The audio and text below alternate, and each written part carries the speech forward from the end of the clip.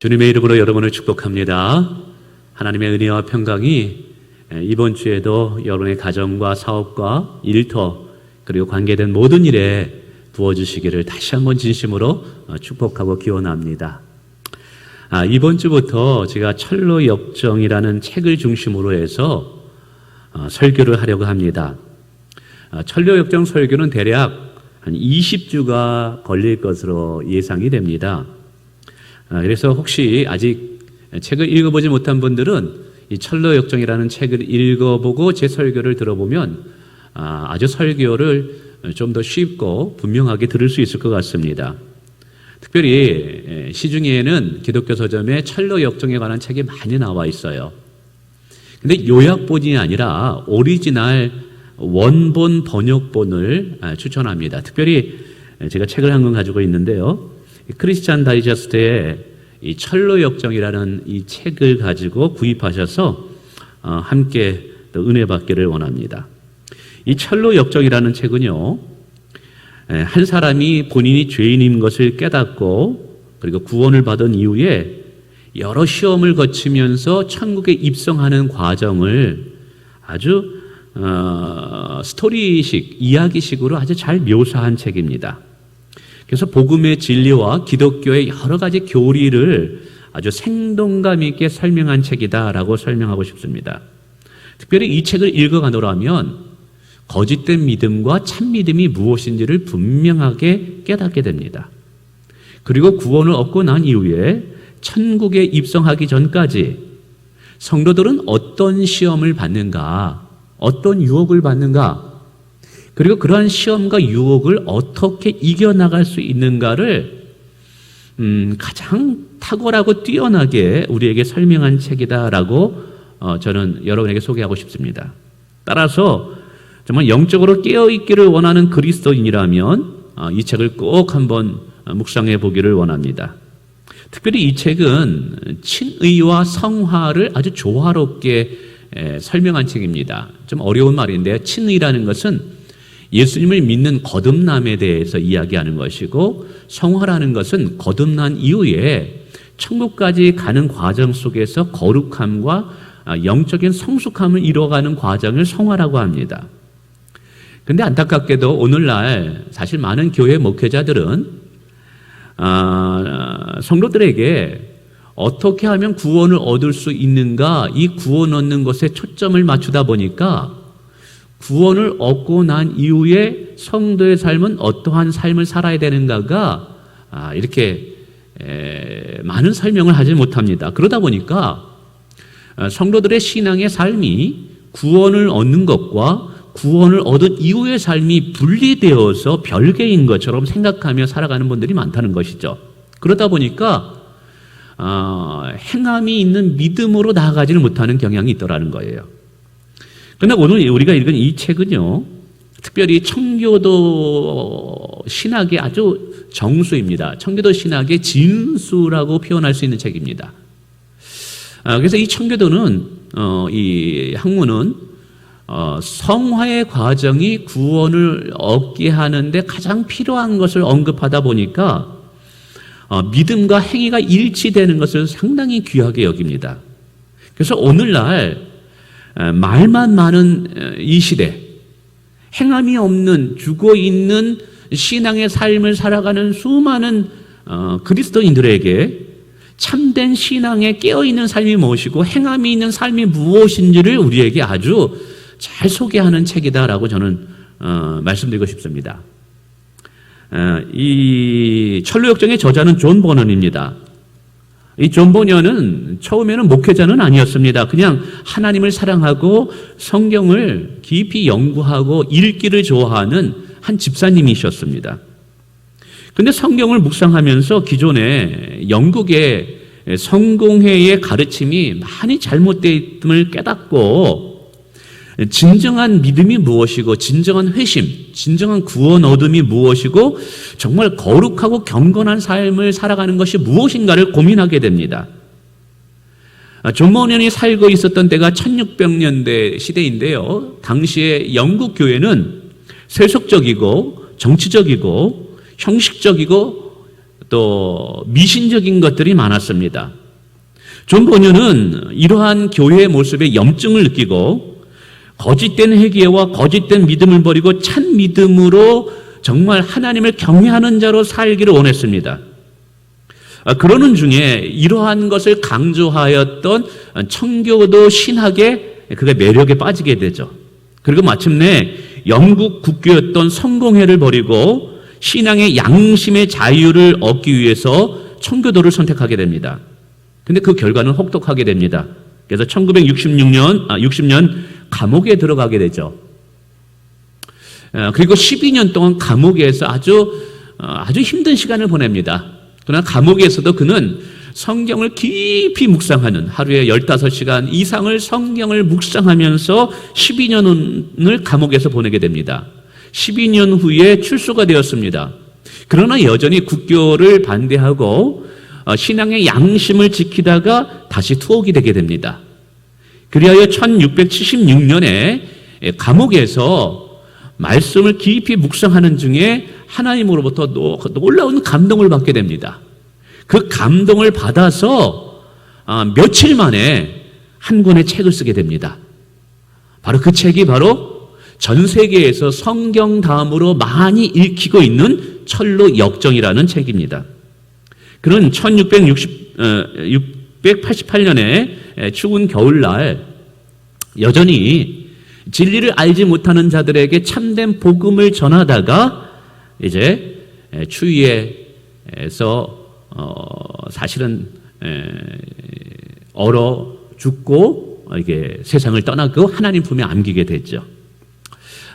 그는 여러 책들을 남기게 됩니다. 훗날 영국과 미국 그리고 지금도 수많은 나라에 영적 각성을 일으키는 위대한 책으로 이 천류역정이 쓰임받게 됩니다. 스퍼전 목사님은 영국의 위대한 설교자로서 영국의 교회를 정말 영적 각성을 깨운 위대한 목회자입니다. 그분은 천류역정을 1000번을 읽었다고, 100번을 읽었다고 하더라고요. 그리고 영국뿐만 아니라 미국의 영적 부흥운동을 일으켰던 조나단 에드워드라든지 휘필드라든지 그리고 우리나라에 들어온 길선주 목사님이라든지 손영원 목사님에게 특별히 영적인 영향력을 끼치는, 그래서 교회로 하여금 성도라면 영적 각성을 일으키는 데 쓰임받는 그런 책이 천류역정이고 그런 쓰임받는 자가 존 버년입니다.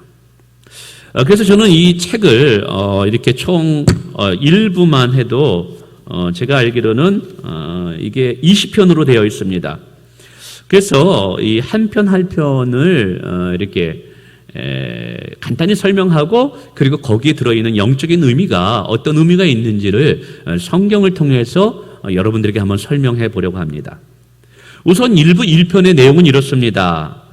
이 존 버년이 잠을 자고 있는데 꿈속에서 한 남자를 보게 됩니다. 이 남자는 헐벗고 남루한 옷을 걸쳤으며 한 손에는 한 권의 책을 쥐고 있었습니다. 등에는 쇠사슬로 묶인 커다란 무거운 짐을 지고 얼굴이 초췌한 상태에서 무거운 짐 때문에 버거워하는 모습이 보입니다. 그러나 등의 짐보다 더 자신을 짓누르는 것이 마음의 짐이었습니다.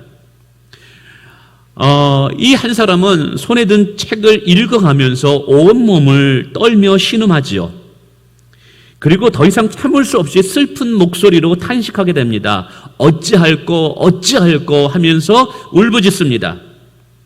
등에 있는 짐의 무게로 인한 마음의 탄식과 애통과 절망이 너무 컸습니다. 이걸 견디다 못해서 이제 가족들에게 자신의 이야기를 털어놓습니다. 여보, 나의 자녀들아, 내 등의 짐이 너무나 무겁구나. 견딜 수 없구나. 더군다나 이 마을이 머지않아서 하늘로부터 큰 불이 쏟아져 모두가 멸망하게 될 거야. 우리는 속히 구원 얻는 방법을 발견하지 못하면 우리 모두가 하늘의 불에 떨어져 죽는 불의 심판을 받게 될 거야 라고 이야기합니다. 가족들은 이 이야기를 듣고 좀 남편이, 아버지가 정신적으로 온전하지 못하다라고 생각합니다. 그러면서 애써 남편을 진정시키고 좀 잠을 자라고 이야기합니다. 좀 쉬면 좀 괜찮아질 거야, 괜찮아질 거야. 이 남자는 아내의 권면과 자녀들의 권면에 따라 쉼을 누리고 잠을 잡니다.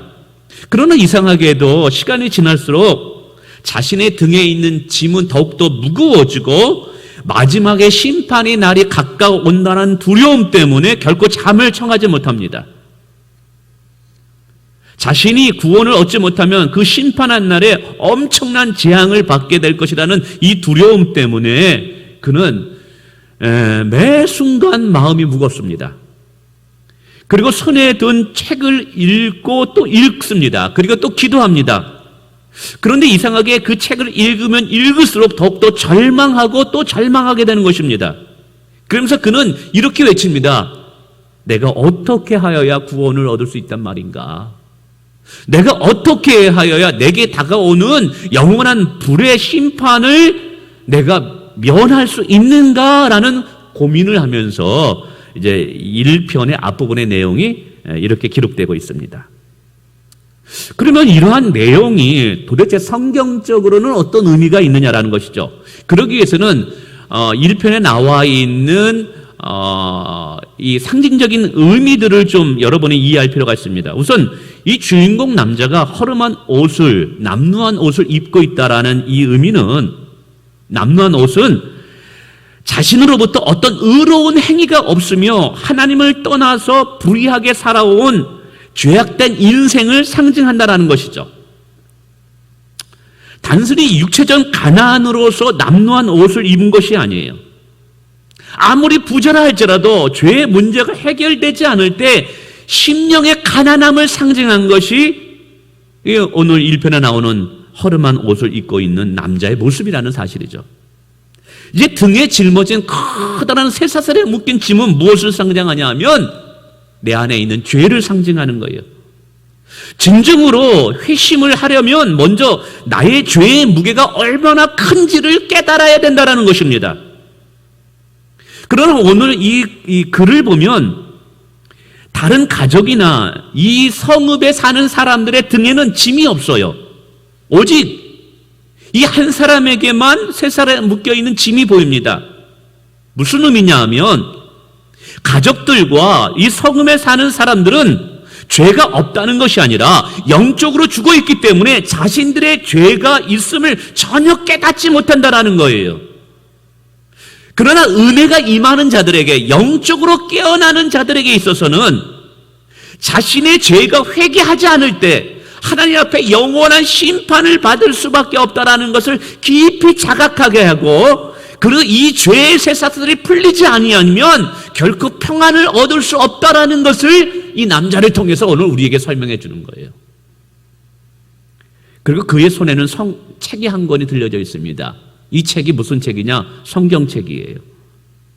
이 사람은 성경책을 읽으면 기뻐해야 되는데 더 애통하고 탄식합니다. 그렇게 하는 이유는 자신의 영적 상태를 성경을 통해서 정확하게 깨달았기 때문에 그러는 거예요. 히브리서 4장에 보면 하나님의 말씀은 살아있고 운동력이 있어서 우리의 이 날선 공간 같아서 우리의 혼과 영과 육을 다 이게 드러나게 해서 하나님 앞에 감추인 것이 없도록 다 드러나게 하신다라는 거예요. 성경을 읽을 때 성령을 통해서 내 안에 크게 자각하는 것이 두 가지가 있게 됩니다. 하나는 거룩한 하나님 앞에 성령 하나님께서 서게 하십니다. 그 거룩하신 하나님 앞에 말씀을 통해서 서게 될 때 내가 얼마나 큰 죄인가를 깨닫게 된다는 사실이죠. 예전에도 자신의 죄가 있었습니다. 그러나 그렇게 심각하게 생각하지는 않아요. 물론 우리의 양심을 통해서 내가 죄인인 것을 인정하고 깨닫습니다. 그러나 양심을 통해서 죄를 자각할 때는 그래 나는 죄인이지. 그래 그 내가 내 양심을 통해서 나는 내가 죄인인 것을 인정해. 그 정도예요. 양심을 통해서 내가 죄인인 것을 깨달았을 때 이 사람처럼 깊이 애통해하거나 이 사람처럼 절망하지 않아요. 그러나 성경을 읽어가노라면 이 성령 하나님께서 우리에게 임하셔서 우리를 완전하고 거룩하신 하나님 앞에 세우게 됩니다. 아까 말씀드렸던 히브리서 4장에 나오는 것 같이 하나님 앞에 벌거벗은 자로 우리의 영혼을 민낯으로 하나님 앞에 드러나게 합니다. 그래서 내가 하나님 앞에 얼마나 큰 죄인인지를 깨닫고 오늘 마태복음 3장과 4장에 나와 있는 것처럼 5장 3, 4절에 나와 있는 것처럼 심령이 가난한 자로 애통하게 만든다는 것이죠. 나의 죄 때문에 가슴을 치는 자가 된다는 거예요. 그리고 두 번째는 또 성경을 읽을 때 성령 하나님은 나를 공의로운 하나님 앞에 세웁니다. 앞에는 거룩한 하나님 앞에 세움으로 내가 죄인인 것을 절실히 깨닫게 하고, 두 번째는 공의로운 하나님 앞에 나를 세움으로 내가 내 죄로 인해서 지옥의 영원한 풀무불의 심판을 받을 수밖에 없는 자임을 나로 하여금 자각하게 만듭니다. 그리고 죄로 인한 심판이 내게 다가오고 내 영혼을 억누르는 것을 발견하게 됩니다. 그러니까 평안을 누릴 수 없는 거예요. 돈이 있어도 맛있는 음식을 먹어도 기쁨은 잠시입니다. 그의 내면에는 여전히 죄로 인한 심판의 두려움이 그를 절망하게 만든다라는 사실이죠. 근데 더 안타까운 것은 여전히 구원의 길을 알지 못한다는 거예요. 그래서 더 탄식하는 거예요. 그래서 오늘 천류역정의 1편에 이 사람은 고백하는 거예요. 내 인생을 어떻게 해야 하나? 나는 어찌할 거. 그러면서 이 천류역정의 이 사람이 울부짖고 있다는 것이에요. 근데 이게 중요한 거예요. 바로 영적 각성이 시작되는 시점이라는 거예요. 이것이. 영적 각성은요, 성경을 읽을 때 성령의 역사로 죄의 질책을 느끼고 죄로 정죄함을 당하여 억눌린 자와로서 절망하고 애통하는 것을 통해서 영적 각성이 시작된다라는 사실이에요.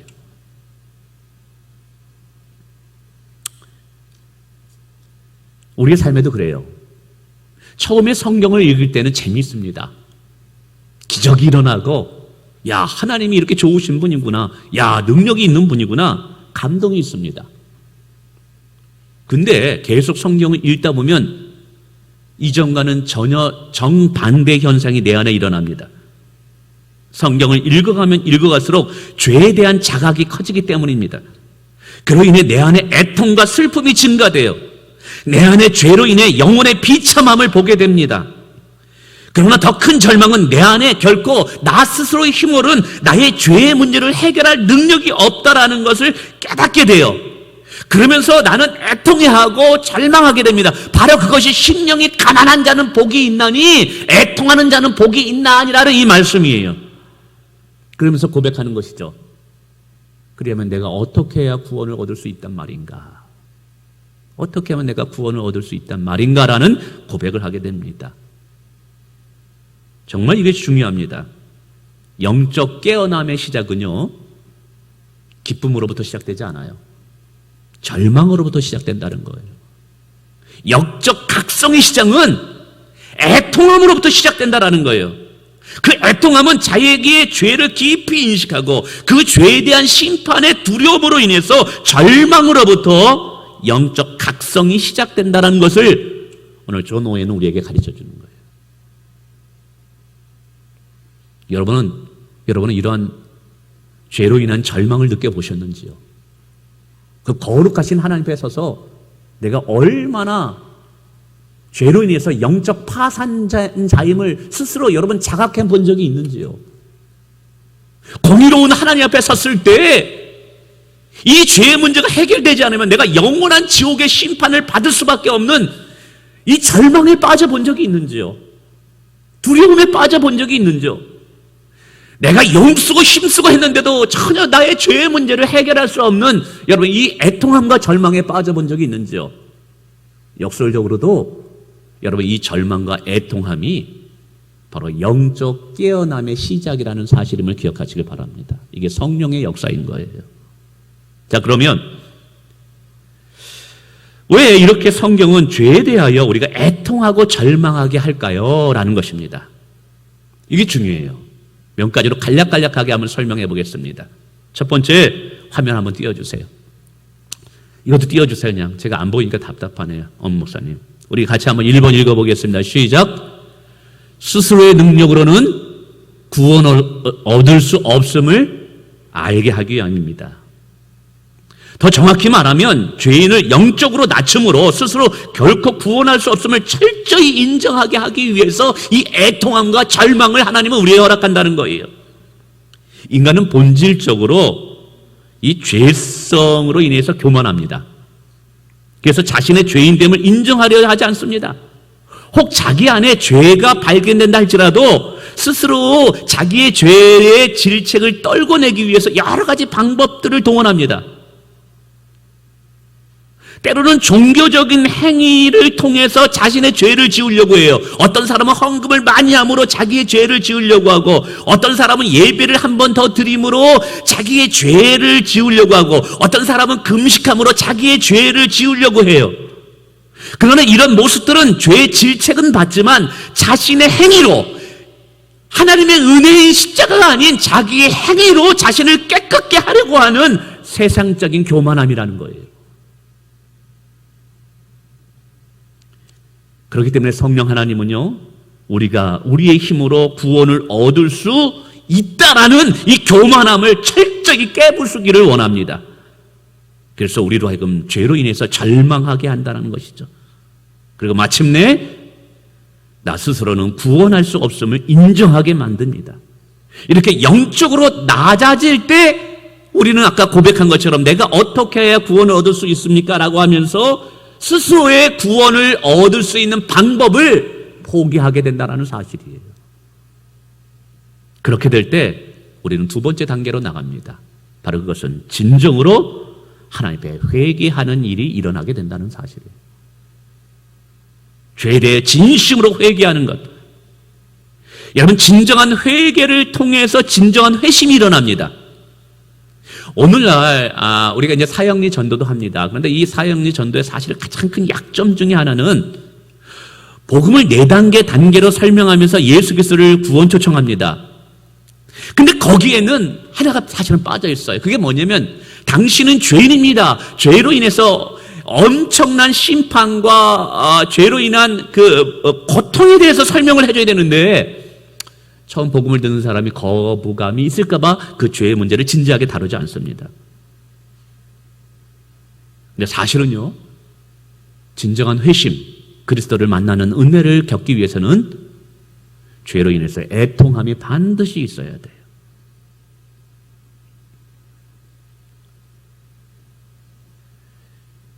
거짓된 회심은 회개를 거치지 않습니다. 거짓된 믿음은 회개가 없습니다. 진정한 회개를 거칠 때 우리는 진정한 회심이, 즉 구원 거듭남이 일어나요. 근데 진정한 회개는 어디에서 일어나느냐 하면 자기 절망에서 일어나는 거예요. 내가 얼마나 하나님 앞에 큰 죄임을 깨달음으로 영적으로 내가 파산된 것을 내가 인정하고 그 죄로 인해서 애통해하고 절망할 때 비로소 진실한 회개가 거기서 터져 나오는 거예요. 왜 성경은 우리에게 애통해하라고 이야기합니까? 진정한 회개를 통해서 주님을 만나야 되기 때문에 그런 거예요. 세 번째는요, 이제 회개를 통해서 다음 단계로 넘어갑니다. 오직 구원의 길이 예수의 십자가임을 받아들이게 하기 위해서예요. 오직 구원의 길은 다른 것 없어요. 예수의 십자가만 우리의 구원의 길임을 받아들이게 하기 위함이에요. 자신의 죄로 인한 애통함을 절실히 깨닫게 되면 자신 스스로 구원 얻는 방법을 포기한다고 말씀드렸습니다. 그리고 이제 내 구원의 방법을 포기하고 하나님이 정하신 구원의 방법을 향해서 눈을 들게 돼요.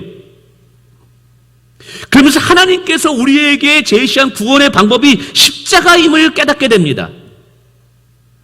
근데 이 십자가라는 것이 내가 죄로 인해서 절망하고 애통하고 그래서 나 스스로는 구원을 받을 수 없다는 것을 깨닫는 자에게는 이 십자가가 은혜로 다가오는데, 애통함을 겪지 못하고 자기 자신의 절망함을 느끼지 못하는 자들은 이 십자가가 어리석어 보이게 된다 이 말이에요. 어리석어 보인다 이 말이에요. 영적 절망과 애통함으로 낮아짐이 없으면요, 인간은 교만해서 하나님의 구원의 방법인 십자가를 미련하다고 생각하고 받아들이지 않습니다. 오히려 자신들의 지혜가 있다고 생각하고 이 방법 저 방법을 통해서, 특별히 행위를 통해서 구원을 얻으려고 부단히 노력합니다. 이게 누구냐면 바리새인들이었던 거예요. 성령을 통해서 나의 죄에 대하여 애통해야 하는 자들만이 죄인을 구원하는 하나님의 유일한 방법이 십자가임을 받아들이게 된다는 사실이죠. 더 많이 절망하고 애통할수록 예수 외에는 구원의 길이 없음을 더 절실히 깨닫게 되는 은혜를 받게 되더라는 거예요. 그래서 오늘 우리가 구원을 얻기 전에 애통함을 먼저 거쳐야 되는 거예요. 네 번째는요, 좁은 길을 가기 위해서요. 자, 이제 다음 단계로 또 넘어가게 됩니다. 좀 더 설명하면 철저히 죄로 인하여 애통하고 낮아질 때 구원을 얻기 위해 좁은 문으로 향하는 이 하나님의 말씀에 순종할 수 있다는 거예요. 만약 죄로 인한 절망과 애통함이 없다면 구원을 위해 좁은 문으로 들어가려고 하지도 않습니다. 오히려 내가 왜 좁은 문으로 들어가야 하는지를 반문합니다. 더 넓고 쉽고 편안한 길을 선택한다는 거예요. 뿐만 아닙니다. 설령 좁은 길로 들어갔다 할지라도 애통함이 없는 사람은 좁은 길 속에서 험한 환경을 만나고 유혹이 올 때 과거로 돌아간다는 거예요. 성경은 천국으로 향하는 문이 좁은 길이라고 말합니다. 좁은 문, 좁은 길. 그 길을 가는 중에 마귀로부터 많은 유혹을 받습니다. 환난과 핍박을 받습니다. 근데 죄로 인해서 진심으로 애통함에 절망을 느끼지 않았던 사람은 그 좁은 길 속에서 환난과 고난과 핍박을 만나면 과거로 다시 돌아가요. 좁은 길 가기를 포기합니다. 근데 애통과 이 죄로 인해서 절망과 죄로 인해서 영원한 심판을 받을 수밖에 없다라는 이 두려움을 깨닫는 자는 좁은 길을 가면서도 또 환난과 핍박을 받는다 할지라도 과거로 돌아가려고 하지를 않아요. 내가 왜 그 과거로 돌아가느냐예요. 그 과거의 죄로 인해서 절망과 애통한 더 이상 그로 돌아갈 수 없다라는 거예요. 거기는 뱀들과 구더기가 가득 찬 그곳으로 내가 갈 수 없다라는 거예요.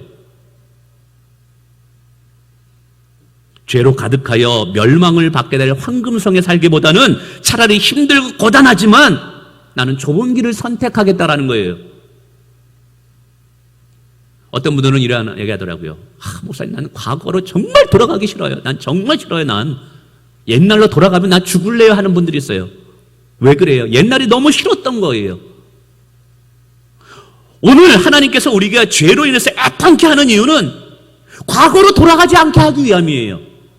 근데 과거에 애통하지 않았던 사람은, 절망하지 않았던 사람은 조금만 힘들어도요, 옛날에 좋았는데 하면서 신앙의 길을 포기하더라는 거예요.